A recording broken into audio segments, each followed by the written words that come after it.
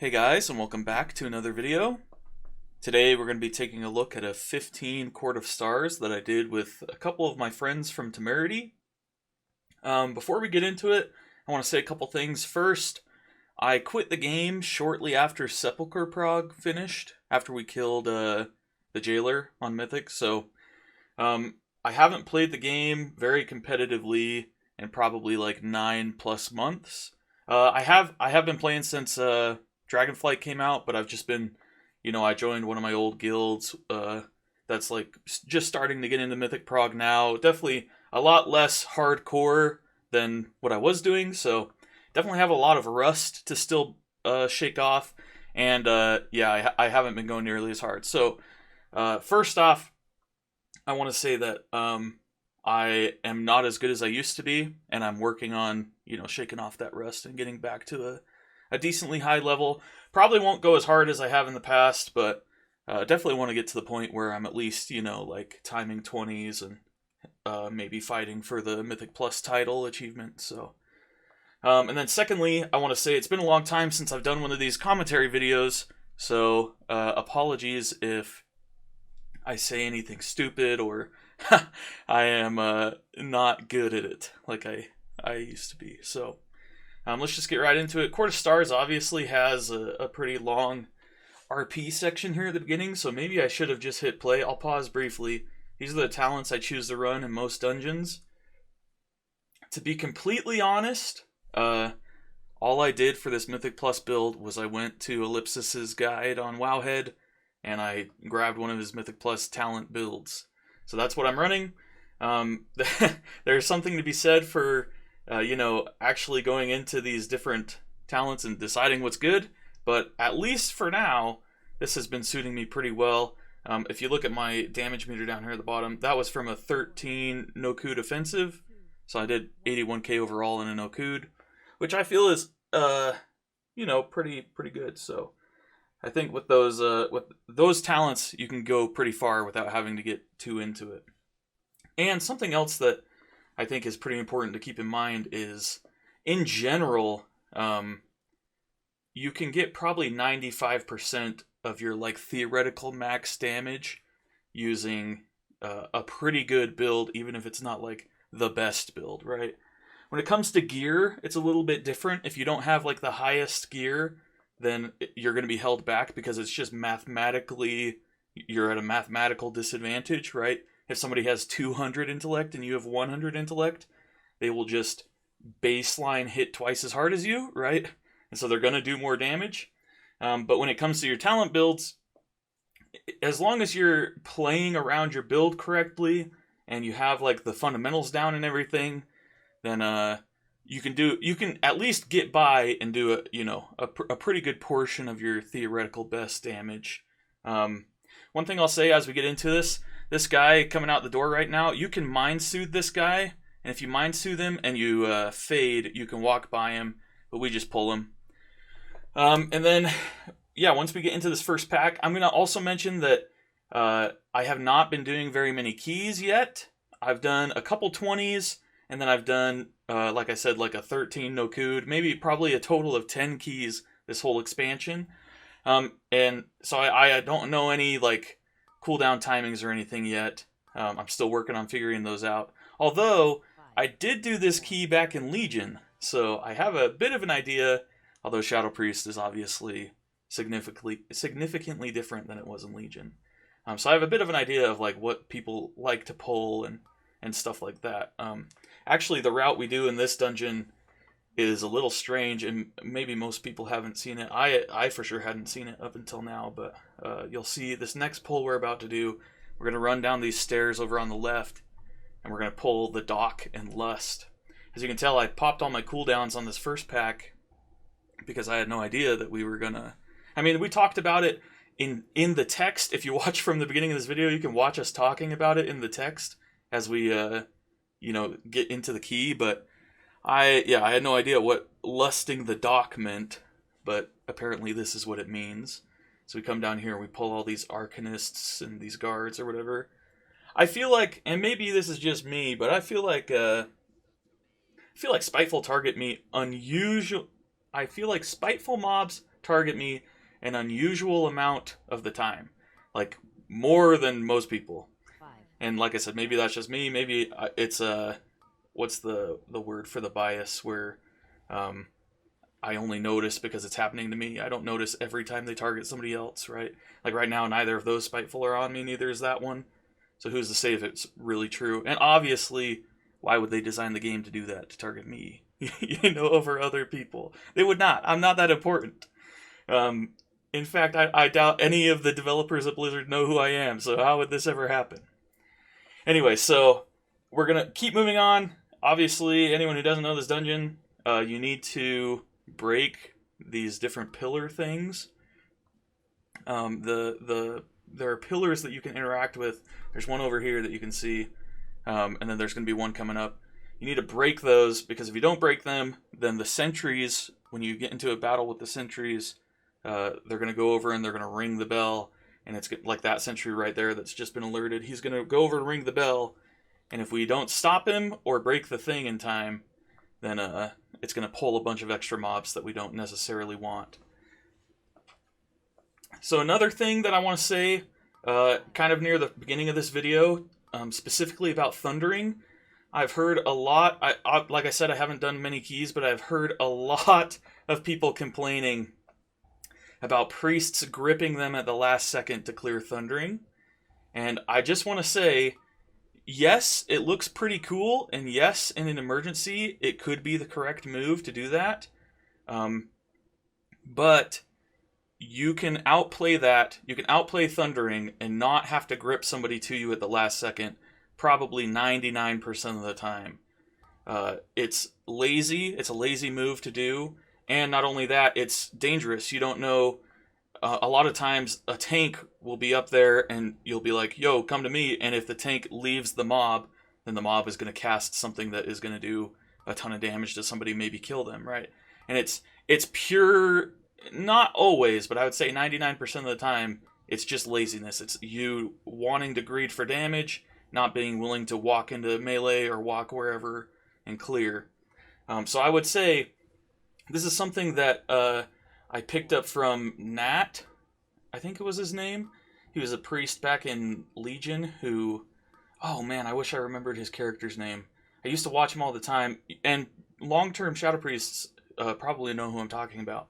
Nat, the Shadow Priest back in Legion who used to do Mythic Plus all the time. Maybe Natalia? He used to run with, what's the guy's name? The guy's real name is Nick, but I don't remember his character's name.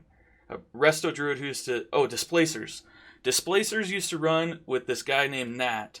And Nat was the Shadow Priest who had this piece of advice in one of his Mythic Plus videos one time, or while he was streaming or something, that he said that really stuck with me. And that has to do with what I'm saying here about being lazy. So, as a Shadow Priest, as a priest in general, but as a Shadow Priest especially, it's very easy to say, oh, I've got no mobility spells, the mage can blink twice, a DK can use Death's Advance and get wherever he wants to go, all this stuff, right? Other people have better mobility, so I'm going to let them go handle the mechanics while I sit here and damage the boss. And that is a very easy mindset to fall into, and it's something that should be avoided at all costs, in my opinion. In my opinion, you should, until you're at the very, very top level, until you're so good that you know that you really shouldn't be because the other people are assigned to be doing that kind of thing. Until you get to that level, you should be doing the opposite, and which is going out of your way to do mechanics so that other people don't have to. Mostly because if you get in that mindset of, oh, a mechanic is coming out that somebody needs to run and grab, for example. A mechanic is coming out. I'm going to go do it. I'm not going to wait for somebody else to go do it. If you get in that proactive mindset, then eventually when you get to the point in raid where stuff is getting hard and things like that, you'll be in the mindset of, oh crap, things are hard. A mechanic comes out. Oh, I don't know what to do. Instead of being like that, you're going to be like, yeah, I handle mechanics all the time, right? And so you're going to be ready to handle mechanics when they come out in raid, when things get hard. So I think in general, the same is true with clearing and thundering. Same is true with this. I just missed that mass dispel, by the way. That arcane lockdown, you can mass dispel it so that people don't have to jump. You should do that every single time. The same with thundering. With thundering, yes, you could grip somebody to clear with you every single time, basically. But if you go out of your way on the times where you don't have to grip somebody, if you go out of your way to clear on somebody just by running into them, right? Then in the future, when things are getting crazy, you're in a giant pull, 5 different packs, and it's like, oh crap, what do I do? Oh, I've got thundering, I don't know what to do. You know what to do because you've handled thundering 100 times, and you run and you clear it, right? It's all about being in the right mindset of, I'm going to go out of my way to make things easier for my group while still doing the best I can to, do damage and stuff like that. So there's my little rant about being lazy with mechanics, especially when it comes to being a priest. Like I said, I see it all the time, and I've heard lots of people complaining about it. And to be fair, you can complain about not having good mobility, and you can make an argument to your raid leader, for example, or your people in your Mythic Plus group that you really shouldn't be the one running around all the time because 1, you're a caster, and 2, you don't have very much mobility. Both of those are true, and you can be making those arguments. But at the end of the day, like I said, this will be the last time I say it so that I'm not just repeating myself this whole key. At the end of the day, if you're proactive and you've handled mechanics 100,000 times in the past, then you'll be good enough that when it comes time for you to actually handle a mechanic, because other people are also handling mechanics, and you really have to, you'll be ready for it, right? So play proactive is my first piece of advice, I guess. And don't be lazy is the second piece. Okay, so let's focus a little bit more on the key now. Like I said, it's been a long time since I've made one of these videos, so my apologies for ranting for about 10 minutes there. We're getting into the section. We've killed the first boss. Anyone who doesn't know, for anyone who doesn't know, the first boss, if you have an alchemist in your group, you don't have to bring the boss's HP down to 0. You can go, there's a little flask sitting on the ledge in the middle area of that boss room. And if you have your alchemist run over to it, they can interact with it and they'll poison it, right? And then when you're fighting the boss, once he gets down to about 30-something% HP, I think it is, he'll run over and he'll drink it. It's supposed to power him up and make him way harder to fight. It's like an enrage spell, basically. But once he drinks it, he'll get poisoned, obviously, and then he'll die shortly after. So as soon as he runs over to drink it, you can just leave. You don't have to sit around and wait. You don't have to do the last 30% of his health or whatever. You can just let him drink it and die, and you run off to, hopefully time your key. Next, we get into this section of the dungeon. And in this section of the dungeon, sorry for slurring my words, there are a bunch of mini-bosses all standing around the main boss. This is one of them right here. Immacutia, or something like that. And these mini-bosses, you could, and sometimes people will do this, you could just run and fight all of them with the main boss. That is an option. They are standing there, they are aggroable, but obviously, if you fight the main boss with all of these mini-bosses, it will be harder. It would be faster if you could manage it, but it's going to be a lot harder, right? Like this one does whirling blades, scream of pain, all of that stuff. All of them have their own mechanics that would be added on top of the regular boss. So like I said, you can do them with the main boss. Pretty much in any key that you do that's hard, you will not be doing that. So instead, what you're going to do is you're going to run around the map and you're going to find these enforcer dudes. And then once you kill an enforcer, it'll bring one of the mini bosses over to you. I want to mention right there, 4 people kicked, and I kicked first because I've got the best reaction time. Boom! Anyway, so this is the second mini boss. We went over and grabbed this pile of junk, it was called, and that brought the second mini boss to us. There are these items around the map. You can see one up here. that depending on what professions you have, you can grab these items. Later on, one of the people in this key will ask if we have a leather worker. That's because there's another one of those items that if you're a leather worker, you can use it and it'll give you a buff. There's different ones. There's like a haste buff. There's like a versatility buff, stuff like that. They're not crazy important. Like, you don't need to build your Mythic Plus group around so-and-so having a alchemy and so-and-so having engineering or whatever. Although, at the very, very, very top end, right, that may be how people time this key at the highest it can be timed. Like this Fell Orb, for example. That Fell Orb, I'm pretty sure, is the haste one, but we end up not getting it. Okay, so anyway, maybe Sin gets it actually, but I didn't get it because, like I've said, I'm a little rusty, don't remember exactly what everything does. It said I could use it, so I'm sure I could run over there and use it, but I did not. So anyway, we pull this Inquisitor and this Mistress. That was not meant to be pulled. As you can see, we're already at 95 plus 4%, so we're at like 99.47% after this pull, and we still have like a bunch of the dungeon left. Not a ton. We're probably getting close to 2/3 of the way through. But yeah, we still have a decent amount of the dungeon left, so we're going to be significantly over count. Another thing I'll mention, you see me occasionally clicking on these people who are getting really low. That's because I play Power Word Life in keys. It's shockingly fun. So not only is it a good idea, I think, because it you can save people's lives in scary situations. You can help with the intense healing.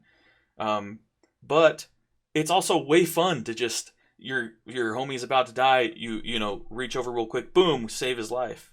It's like a life grip out of nowhere, where you're not expecting it to come. They're gonna die, and you manage to life grip them back. That feels so good. And similarly, this Power Word Life also feels pretty good when you snipe somebody who's about to die with it. So the Enforcers, I haven't mentioned this yet. The Enforcers, you want to tank them on the edge of a corner. You want to tank them far enough away from the corner that you can definitely walk around it to line of sight them. And then once they're far enough away, they'll start casting that explosion, Fell Explosion I think it's called. And when they're casting that, everyone needs to get out of the line of sight. This is another mini-boss. He does a frontal called Shockwave and this Crushing Leap where he targets somebody who jumps to him. You need to line of sight those explosions or they'll do a ton of damage. And once you get to like probably a 16, 17, if you're not in like good gear, those explosions will get to the point where they one-shot you. So you really need to line of sight them. And the reason you tank it so close to a corner is so that you don't have to run way far away to line of sight them. You're just taking a step around the corner, step back out, and you're immediately fighting again. Your melee will not be very happy if you have to tank it way out in the middle of nowhere. They have to run 100 yards to get behind something, and then 100 yards back to start hitting it again. Okay, so I'm pretty sure that's all of the Enforcers now, which means we're going to move on to the actual boss. Yep, we just pulled the boss. I started with a Vampiric Touch there. This is something that I should mention. In single target, the recommended opener is Shadow Crash into Mindbender, then Death, then depending on if you're playing Void Eruption or Dark Ascension, it changes from there. But you use Shadow Crash as your initial spell to put your dots on, and that is the best, and I probably should have done it here, but that's not the way you should start every fight. So in single target like this, probably that's what you should do. But if you're in a big pull, your tank is pulling together like 7 different things, you need to start getting dots out faster than you can wait. Faster than waiting for a Shadow Crash, right? So you need to start putting Vampiric Touches on things as they're getting grouped up. If you wait for everything to get grouped up and then you Shadow Crash to put your dots out, things will already have lost some health. You're going to do less damage overall. We are lucky enough to have this ability called Fade, which reduces our threat down to 0. So while the tank is pulling, usually people need to not hit the mobs so that they stay aggroed on the tank. I'm going to hit play so it's still going. Usually people don't hit the mobs so that they don't pull threat off the tank. But as a Shadow Priest, you can, to an extent, right? I'll also mention something right there. when the boss is about to cast that ability that spawns all these imps, it'll put a pool beneath every player. If you're stacked before that, you can all spawn the imps right on top of each other and then move. That's by far the better strategy. You definitely don't want to be all spread out, which means that you're going to have to stand in melee for a bit as a Shadow Priest. Don't be afraid. This boss doesn't do any frontals, so just go stand in melee. Watch your feet. Once the fire comes out, run out of the way. And at this point, this is a great time for a Shadow Crash. So maybe on this boss, actually, it is good to start with Vampiric Touch, because then when these imps come out, if you watch the meter and you watch these imps' health, I Shadow Crashed, it's about to land, I still have my Mindbender up for a second, and they're gonna like instantly die. So I did, I just like blasted up 70k DPS on top of what I was already doing, right?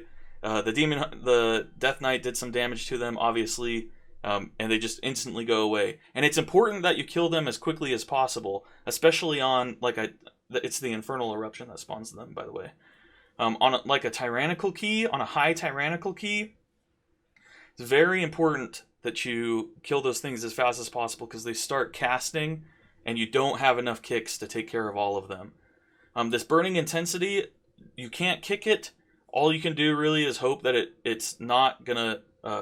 It gives her a stacking buff where she does more damage. So all you can do is try and kill her before she gets too many of them off. You can see these imps spawned. We're just going to ignore them and they'll disappear. If the imps spawn and the boss is already dead, they will just disappear. Okay, now moving into this guessing game. This is basically, what's the game called? Guess Who? Something like that? If you're from like the 90s, you might remember the old, the game that had like the plastic portraits of people that you would flip up, and then you would have a card that you draw that shows one of the people and it has a name, and all of the people have, so you got like rows of people and they flip up and down, and they all have names and they all have very distinguishing features, right? Some are blonde, some have black hair, some have freckles, things like that. Some are boys, some are girls, and it's basically, you say, does your character have red hair? And the other person says, nope, try again. And so you flick the people who have red hair down on your side so that you're trying to guess who they have, right? If you remember that game, the reason I brought that up is because this guessing game for us took forever. We did really, really poorly. And I don't have a lot of good advice as far as how to make this easier. It just comes with practice, I'm pretty sure. And it's been a long time since I've done it. So now we have all 5 clues. Little Wigs is the name of the add-on that's giving me this list. So as I run around, I'm looking for one of these nobles. This one is a good candidate, for example, but it's not her. I almost think it's her, but it's not. She doesn't have gloves. So the one I'm looking for is female, has a dark vest, has potions, has gloves, and has long sleeves. Turns out she's just up here, and I'm going to go walk by her for a second. They're looking at her right now. They should have clicked her, but they run off. Anyway, so yeah, she's like, I think she's this, maybe this one, that one? Yeah, she's this one right here.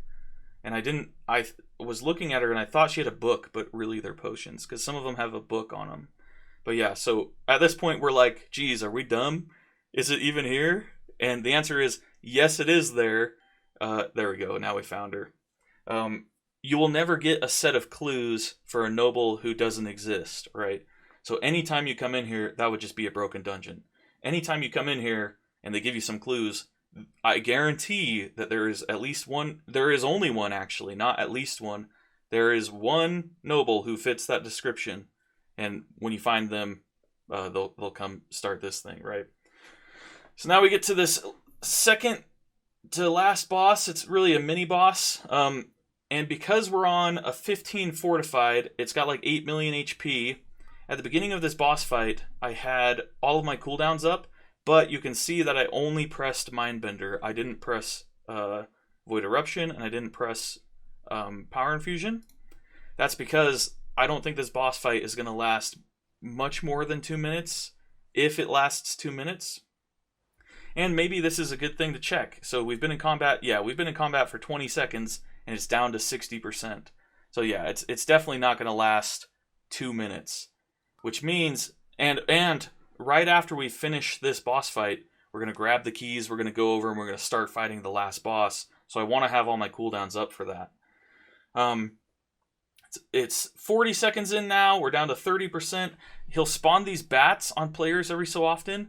All you need to do with these bats, Shadow Priest doesn't have a lot of ways to take care of these, but as you can see, Psychic Scream, it does work. So the bat is going to start casting Hypnosis, and you need to interrupt it, but it's not kickable, right? So you need to interrupt it with like a hard CC. So if you're a Shadow Priest, the only way that I know of that you can get rid of that Hypnosis is by using Psychic Scream, right? And then you need to pick up the arcane keys. Usually the tank does it. Our tank grabbed them. We're running over to the door. There's a little bit of RP right here where Melandris is talking to... What's her name? Oh, man, I don't remember her name. But these two guys are talking, and she's like, "You're so dumb, Melandris. You think you're so smart, but really you're so dumb." And he's like, "What? I'm not dumb." And she's like, "Yeah, look, they just opened the door." And he's like, "Oh, crap, I am dumb. You're right. We just gave away all the secrets of the Legion." So now we're on the last boss. Something I want to say about the last boss. As you can see over here, this is our mage. He's standing out from the pack, and the rest of us are standing in melee. This is on purpose. I'm not just standing in melee for fun. If you have one person out of melee and the rest of them in melee, then anytime the boss casts this Blade Surge, he'll target that far person. So you can stack them all in one spot, which makes this mechanic a lot easier. So as you can see, he's going to cast Blade Surge, it goes on that guy. And it will go on this guy every single time, as long as everybody else is standing in melee. I'm a little far from melee right now. I should be a little closer. And we're spawning these tornadoes every so often. You can see it went on him again. There are these tornadoes like that one that spawn every so often. I get hit by one here soon. I think it's about to happen. Oh no, our tank grabbed it actually. It goes on him again, right? Typically, the person who is baiting these, you see these lines that come across? I paused it just like half a second too late. Let me go back just a little bit. Okay, these lines that come across, these lines, you bait these lines. So that Blade Surge determines where these lines are going to go in the future. So what you can do, and not trying to flame the mage or anything or say you did it wrong. This is it doesn't matter. It's not like do it or you fail. It's just nicer to do. What you can do is put the Blade Surge right here, for example. You dodge, he goes off, runs back, and you step right back to where you were. And then eventually you can have all of these lines all in the same spot right here, right? And then you've got way more room to run around while you're dodging these tornadoes and while you're trying to do your rotation, do as much damage as possible and heal as much as possible or whatever.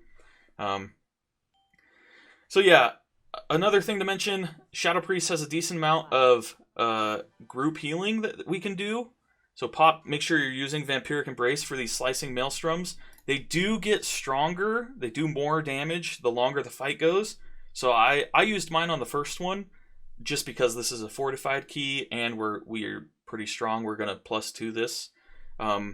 But you shouldn't use it on the first one in a hard key, in a key where this boss fight might take 3, 4, maybe 5 minutes even. You should be saving your Vampiric Embrace for a later Maelstrom when your healer is running low on mana and it's starting to get really painful and they're going to need a little extra help from you. That's also a good time to be using your Power Word Life as well as your Dark Star or whatever it's called. I don't remember. So yeah, and on top of that, make sure you're using Dispersion. Make sure you're using Desperate Prayer. Oh, right there you can see, that's a good example. Let me go back 10 seconds. Right here, when the Maelstrom finishes, as you can see, Blade Surge is about to go off again. This mage, our bait guy, is standing too close to melee. So he needs to be, quote-unquote, at range. There's like a certain distance where the boss considers you at range rather than in melee. And because he's not that far away, because he's too close, this Blade Surge goes on the whole group, right? So ideally, in a high enough key, he's never this close. He's always, a little bit further away to bait that away. Because if all the range are far away, then it'll target a random range. But if everyone's close because you're trying to bait it on one guy, and that one guy comes in, then it's going to go on top of everybody, right? And all of us have to dodge this, which means we lose uptime on the boss and stuff like that, right? So, again, not trying to flame him, just saying, oh, I'll also mention I just hit a 6666 spell. Incredible. Yeah, so that's the end of the key. As you can see, my Mythic Plus rating is 1639 currently, so yeah, I'm still quite a ways off from being competitive or anything. I'm only item level 400 at the time of making this video, so my damage is not the highest you'll ever see. 65k in a 15 quarter stars that was a little scuffed, I think is pretty good. It's always good to be at the top of the damage meter. But yeah, that's going to be the end of this video, so if you liked the video, make sure you click the like button. If you really liked it, feel free to subscribe, maybe hit the bell so that you can get notified when I post future videos so that you never miss one. It's good to be back. I plan on making more of these in the coming weeks, and I will see you guys in the next video. Peace!